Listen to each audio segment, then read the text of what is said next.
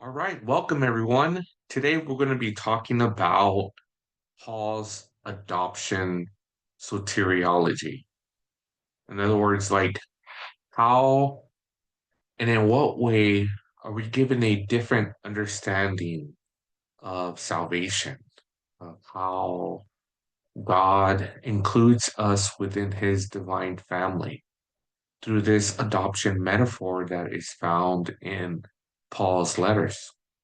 Now, I know that in general, when we think about adoption, we think about contemporary practices today. But adoption, as we will find out and discuss, is actually a very ancient practice. And it is one that strikingly is not found in the Old Testament. So, adoption in Roman culture and in the letters of Paul. This term adoption it comes from the Greek word, which comes from actually two words from the Greek word huios and tithemi, which means to be placed or to be placed under the care of someone, primarily a father. This word, huiothesia, this is the term that emerges in Paul's letters to describe the act of us as Gentiles becoming adopted into the family of God. Now, this term also describes like the father, this formal act, the father's formal act of giving or receiving the placement of a son into his family. Uh, but overall, when we're thinking about the practice of adoption, it is really about creating a family or making someone your child, even though they may not have biological connection. Now, this practice did happen a lot and frequently in the Greco-Roman period. The Greeks and also the Romans engaged in this practice. And Paul seems to utilize this language in describing the inclusion of Gentiles. But what makes this language very striking is that nowhere in the Old Testament do we see or find this practice or language of adoption. It does not appear in the Septuagint, doesn't appear anywhere in the Old Testament or anywhere else in the New Testament. It only appears in Paul's letters. This makes us wonder, where did Paul get this idea? Why does Paul think about adoption and utilize this metaphor, this language in his letters? What's Paul getting at here? But here are a couple of passages. This is the first one. This is in Romans 8:15. Paul states, the spirit you received does not make you a slave so that you live in fear again. Rather, the spirit you received brought about your adoption to sonship. And by him we cry, Abba, Father. This is Romans 8:23. Not only so, but we ourselves who have the first fruits of the Spirit grown inwardly as we wait eagerly for our adoption to sonship, the redemption of our bodies. Romans 9:4, the people of Israel, theirs is the adoption to sonship. Theirs the divine glory, the covenant, the receiving of the law, the temple, worship, and the promise.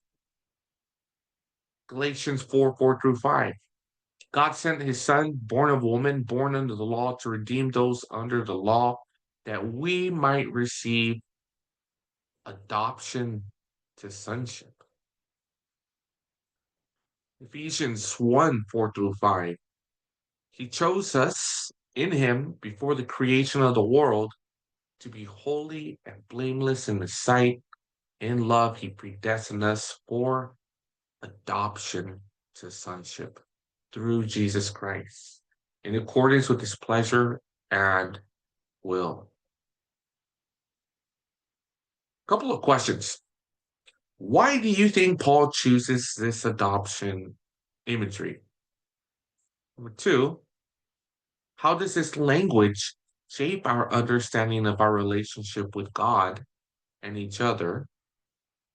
And number three, how does it challenge traditional ideas of belonging and identity, both in the ancient world and today?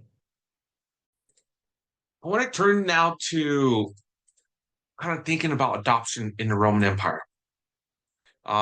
We know that during this time period in which Paul was using this language, adoption was already practiced by royal Roman families, especially the Roman emperor. You see this practice utilized more by the wealthy and the elite. Um, Now, the Romans did not invent this practice. They actually used it to secure heirs and political successors. Within the Roman household, the father was the central authority figure who had power over his children. And so this household authority over the family, it was also known as patria potestas. This is a form of power, not only over the father's immediate children, but also grandchildren and great grandchildren. So just the power extended to the descendants and even the children of his children while he was still alive. So this notion of patria potestas, this is basically like the father and the authority that a father had over the family. Now, this was a peculiar Roman practice. This was something that was just uniquely and distinct to Roman citizens. You don't see patria potestas in Greek, Jewish, or Egyptian cultures. Within the Roman culture, the father had this overwhelming authority and power. So if you think about patriarchy in the ancient world, the Romans, they took it up a notch. They kind of like they define patriarchy in the ancient world. Um, and here's this quote from Dionysius of Halicarnassus. He says that the lawgiver of the Romans gave virtually full power over to the father over his son, even during his whole life, whether he thought proper to imprison him, to scourge him, to put him in chains and keep him at work in the fields, or to put him to death. And this even though the son were already engaged in public affairs, though he were numbered among the highest magistrates, and as though he was celebrated for his zeal for the commonwealth. Notice this quote here. Here's emphasizing that the Roman father had a lot of power over their children, regardless of their age. So, in other words, this notion, this patria potestas, it wasn't just a minor act. And when a father adopted a son, the father not only brought the son into the father's lineage, but also placed the son and the son's children and grandchildren under the same authority. But there's also some striking aspects about adoption in the ancient world, especially during the Roman period. Not anyone could be adopted. Women were not adopted. This doesn't happen until much later. Um, and there were rare cases, but you had to appeal to the emperor. No Roman male could be adopted apart from his consent or the father's permission if they are still under their father's authority. A son could not be adopted before puberty. You had to be an older male to be adopted. You don't have stories of children being adopted. That's very rare. Men below 60 were encouraged to have children of their own instead of adopting. In other words, if you're going to adopt, you're going to probably be very old. And then when you adopt, you're probably going to be adopting an older male. Here you find the Roman statesman Cicero, who remarks that the adoption of children should be permissible to those who are no longer capable of begetting children. And overall, what we see is that those who were adopted, they were generally older adult males. That's why the language that you see in Paul's letter to the Romans, Galatians, and Ephesians, he primarily uses a masculine pronoun adopted to sonship, because that is primarily who was being adopted during that time. Now, there were legal procedures for adoption. Perhaps the earliest kind of like overall, like how the practices and procedures of Roman adoption comes from this one Roman writer. So the Roman writer Aulus, he's the one who gives us kind of like an outline of how this procedure went. And this is what he writes. He says that when outsiders are taken into another family and given a relationship of children, it is done either through a praetor or through the people. In other words, this adoption had to be public. It wasn't like an independent, personal, individualistic adoption. And so the father would make this public declaration. He generally will present this before the public or before the courts where the child is being adopted or the older son is being adopted, and they'll take oaths and they will make their oaths public and they will say, hey, you are now my son. And the son also would agree to become adopted and they would write their names in the registrar. So we see that this practice here, and this is actually a quote from Paulus. He makes mention the following. He says, express your desire and ordain that Lucius Valerius be the son of Lucius Titius, as justly and lawfully as if he had been born of that father and the mother of his family, and that Titius have the power of life and death over Valerius, which a father has over a son. This, just as I stated it, I thus ask you, fellow Romans. So notice here in this quote, the son and the father, they're brought before the public. The father makes a declaration, says, hey, here's the son. I ask you, Roman people, to confirm that I am now adopting this son. The community was basically granting that father the authority to be the father over the son. And because adoption basically placed the son under the authority of the father, it also impacted that son's relationship with his new family. So an adopted son legally entered into the family, but he was only related to the father's son of the family, basically the father's lineage.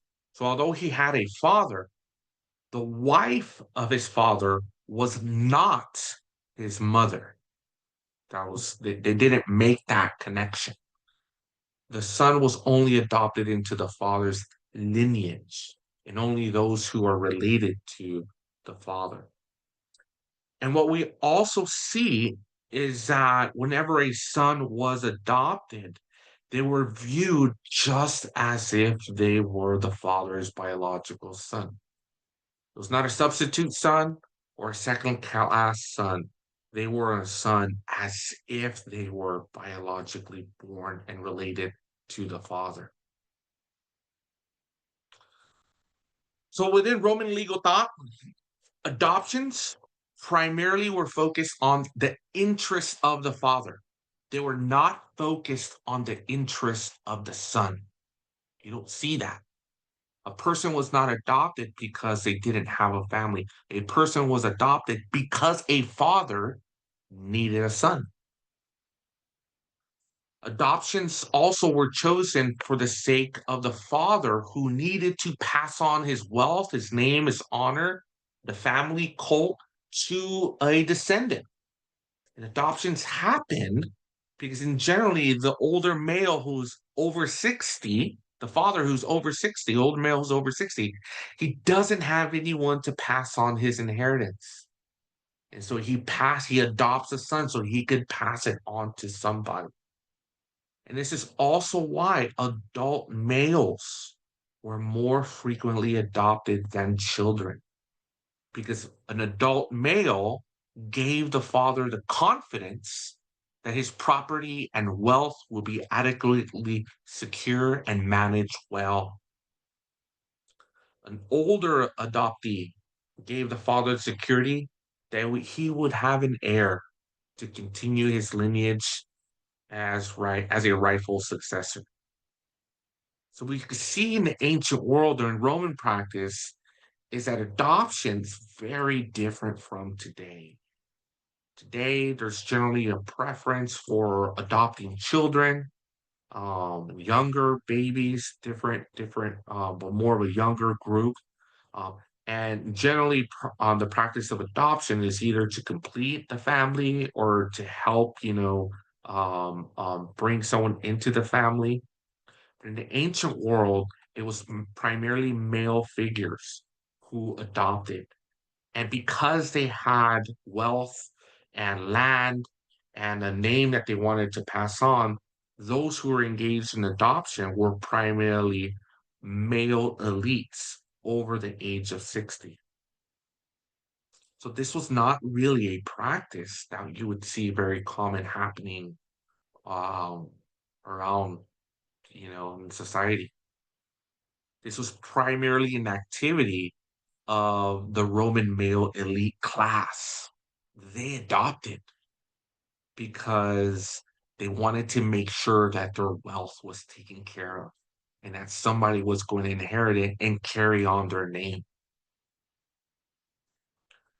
But there are also risks in adoption. If you adopted someone and it didn't turn out well, you could take them to court. And we actually see court practices, especially during the Roman Republic. Cicero, in fact, he actually went to court and he delivered a speech to the Roman pontiffs, who were responsible for maintaining the Roman way of life. And in this speech, he actually calls into question a person's adoption. He attacks this person by his name is Clodius. And he says the following. He says that when a son is adopted, he inherits the name, the wealth, and the family rights of the adopter. And failing to do so, as Cicero believes that Clodius is doing, it would eventually undermine the family's rights. It will corrupt the family, violate natural order by assuming control over worship and inheritance. This is a court proceeding. This is an attack between Cicero and Clodius. And here Cicero is calling into question Clodius's adoption. And Cicero, he reminds the Romans, the pontifices, he reminds them how it is their responsibility to make sure that the Roman way of life is stable and continuing to the next generation. And so, Cicero, he argues, he says, look, a person who's adopted needs to keep both the continuation of families and the sanctity of religion. And so he asked the pontifices to recognize that Clodius's adoption should be nullified. In other words, here you have a court case where Clodius, as an adoptee, because he was not maintaining his duties, because he was not carrying on the family tradition, because he was not, practicing the Roman rites, then now his identity as an adoptee was now put into question. And the pontifices were going to vote to undermine his status as an adoptee. In other words, if you're adopted, you still had a responsibility to uphold the family religion, the family rights, carry on the name, the wealth, the reputation, and honor of the father who adopted you. So there were risks in adoption. And if you didn't maintain your part of the responsibilities as an adopted son, they could take you to court. And they did many times. We see this in Roman law, and we also see this in Greek law. In fact, there are tons of cases in which the adoptee, their inheritance is called into question. There are a lot of cases of those. But all of this shows us that there were risks in adoption. Like just because you adopted a son did not mean that everything was great, that everything was good. There was never any guarantees that the adoptee would continue the father's wishes, and this is why Cicero calls upon the state to invalidate the adoption. It was risky. It was the gravest, riskiest endeavor because the father relied on his adopted son to continue the family's legacy, honor, and also duties. And this was a risk because the more wealthier you were, the more you had to lose. So Roman adoptions included expectations and responsibilities. In other words, when you're adopted, it's not just about receiving an inheritance. You have a responsibility to carry forward the identity of the family into the future. You are not truly like you cannot demonstrate that you're a true member of the family if you don't embrace the responsibilities that come with the family. And there were at times adoptions that happened over political self-interest of the father. And so sometimes these adoptions just like destroyed the family. Uh, One of the most notable examples is the adoption of Jugurtha. This is a very famous example of Jugurtha, who is a son who's adopted by the king of Numidia. Now, the king, just to kind of briefly go over the story, the king had two sons. He had his own two biological sons. But Jugurtha was older. He was well accomplished. He fought with the Roman army. He was more handsome. He was strong. He had like everything you wanted in the son. Like he had all of those qualities. So it makes mention, the story makes mention that he surpassed many of his own age in terms of horse riding, hurling the javelin, and was esteemed by the people of Numidia. And so Jugurtha was like the son that you would want to have. Um, and so the king wanted to adopt him. And the king also realized that his own biological children, they were too young to inherit the kingdom if he were to pass away. And so the king was like, "All right, let's see. Maybe Jugurtha is going to be my son." So the king tested Jugurtha. He sent him off to go fight with the Romans. He was hoping that he would die, but he didn't. But instead, he came back with commendations and honors. And because he gained this reputation for fighting with the Romans, the king was like, "Well, I guess I'm going to adopt you." And so on the deathbed of the king, you see actually the king adopting Jugurtha and passing over his own biological children. And he says the following. He says this to Jugurtha. "I took you into my royal household thinking that because of my kindness, I would be as dear to you as if I were your father." The king urged Jugurtha to maintain unity with his children, who are also his brothers, who are now, they have now become legally his brothers since he was older and wiser. And the king just was really hoping that Jugurtha would not only inherit the kingdom, but also maintain family unity and cohesion. But after the king died, Jugurtha, he went to town. He created a bunch of havoc in the kingdom. He bribed some officials so that he will be able to kill one of the king's son, which is his now legal younger brother. He eventually did. He eventually killed one of his brothers, and then the other brother, found out, got scared, took off, went to the Romans, told the Romans everything else happening, and tried to, get his kingdom back and disinherit his older son or his older brother. But all of this created tension. And so what you find was that Jugurtha was recalled to Rome. He had to give an account what was happening, settle this family feud, because the Numidians were a political ally to the Romans.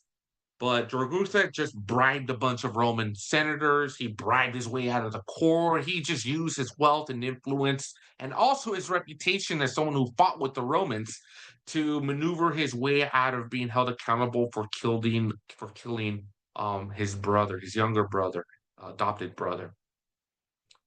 Eventually, he goes and he attacks. He kills his other brother. He tries to take over the entire kingdom, but then the Romans realize what's happening, and so they gotta send Marius, which is this one Roman general, to go down to Numidia and take over and bring Jugurtha to justice.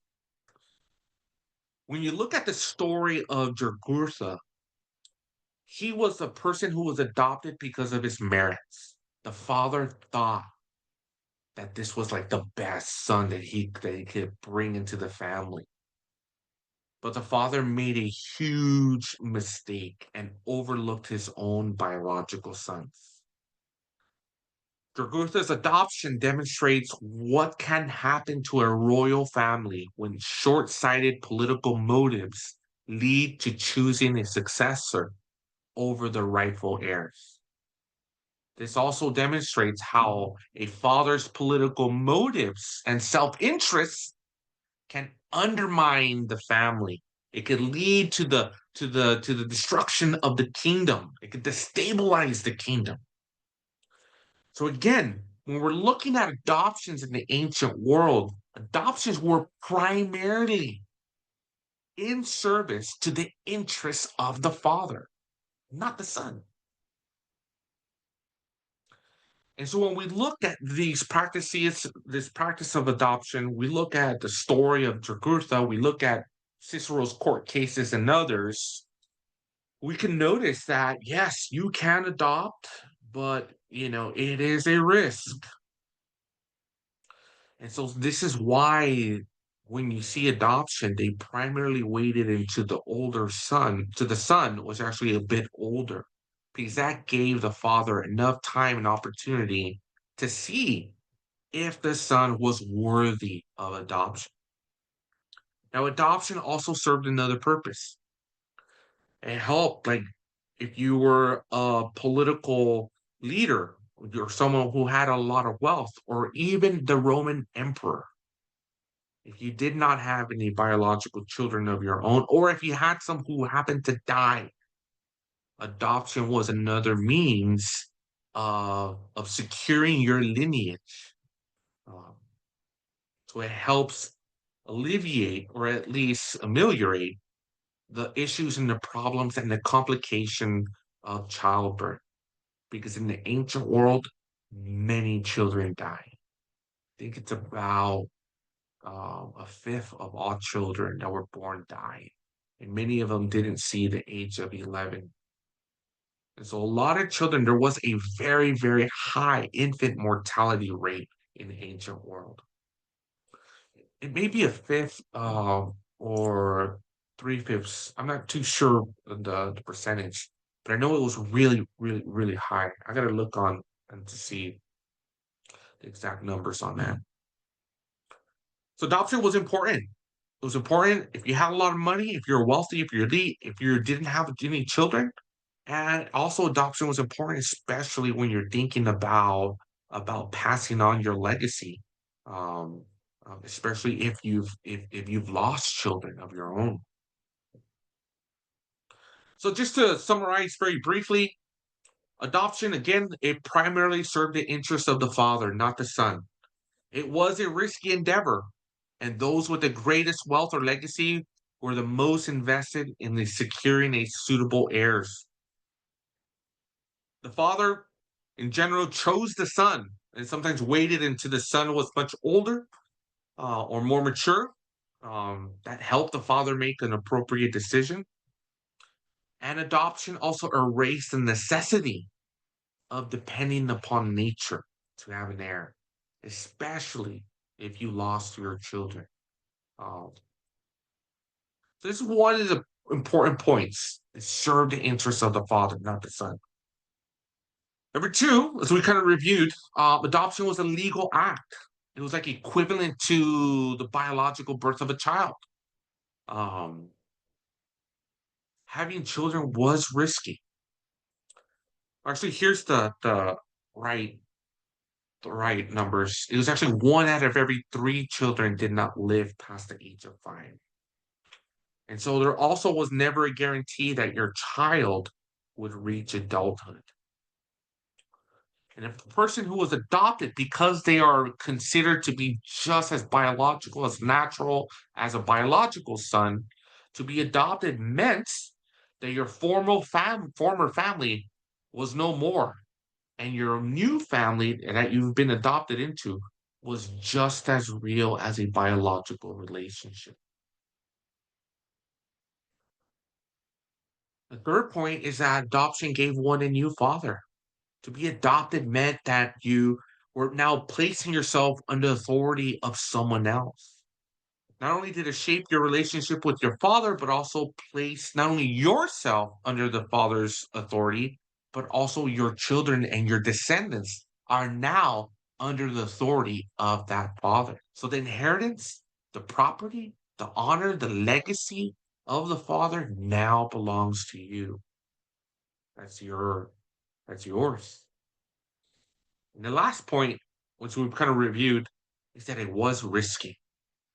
The father could never guarantee that his adopted son would continue the legacy. And because of this risk, Romans generally did not adopt strangers. They generally adopted nearest kin, nephews. That's who they adopted. So you start to see that adoption was like basically an extended, inclusion of someone who's like a distant cousin or a distant nephew into the family. And so rarely do we see fathers randomly adopting a stranger. That doesn't happen. You don't see a lot of cases like that. Doesn't mean it never did, but that's not what you see in a lot of the literature. And you do see, though, for example, Quintilian, he did give his own children up for adoption. But they were generally like friends that were like a part of the same social class or political elite class. So there are some exceptions where we see that, but they had to know them really well. You didn't just randomly adopt, children or older sons. And also, when you become adopted, even though it was a risk, the father had hoped. He hoped that the son that was adopted would honor him, maintain the legacy of the family for the future. So now I want to turn back to thinking about Paul and thinking about how Paul uses this adoption language. And here's just some questions for us to consider.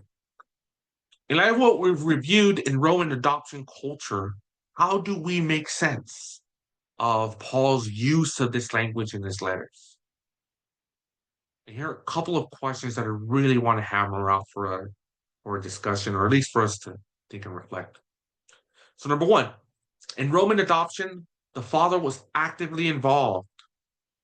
How does Roman adoption compare and contrast with God's adoption of Gentiles in Paul's letters?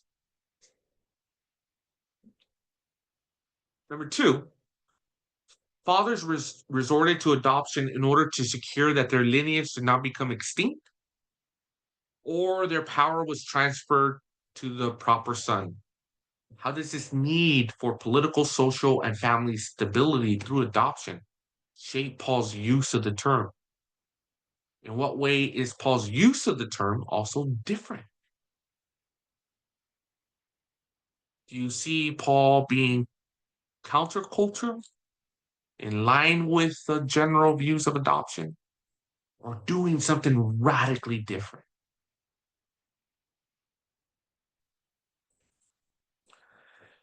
When we're looking at Paul's letters, as an adopted child, this naturally means that we are a rightfully heir to the promises, privileges, and status that comes with being a child of God. That's what we can notice. Although we are Gentiles, and we in no way have any rights and privileges to the blessings that were pronounced upon Abraham and his descendants. we as Gentiles can now claim those blessings and that inheritance because of our adoption. We could join that family and see the story of Abraham, the story of the patriarchs, and the story of the matriarchs. That's also our story, because that is now the family in which we've joined. To be adopted also means that we are leaving behind our former name. This happens in adoption. You lose your name and you get a new name. Your racial lineage, so whatever you had from your previous lineage, that is no longer, part of your new identity, including family, community, inheritance, privileges, anything that had to do with your former family that is now gone. You cannot be the son or daughter of two families. It's either one or the other. You could not be both. And once you relinquish one, that's it. You're in this family. So to become a child of God means that you're inheriting everything that comes with this new status and this new identity. And so when we're thinking about adoption, it was not just a minor metaphor, but perhaps the most vivid, natural, and familiar way of thinking about the rupture of lineages, the rupture of families, and the incorporation into a new family. And so for Paul, especially when he's writing to the Romans or the Ephesians, to these Roman communities, they would know what it means to be adopted. Because the Roman emperors, the only reason why some of them inherited their power was because they were adopted by the previous emperor. So in many ways, thinking about God the Father adopting us, that's a whole nother way of thinking about the greatest family to ever join or belong to. Because a part of the Roman imperial propaganda would have been the Caesars, Julius Caesar, Caesar Augustus, Tiberius, Nero. Those are all children who received their power and the emperorship because they were adopted. But now we, as Gentiles, we are now part of this larger family, this more wonderful, marvelous family with greater rights and privileges than the imperial family. So I think this is a very striking language that Paul uses. Scattered throughout his letters, but it's also a part of his wider thinking about what it means to belong, what it means to have faith, what it means to be justified, to be included, to have the Holy Spirit within us, and to view one another as brothers and sisters in Christ.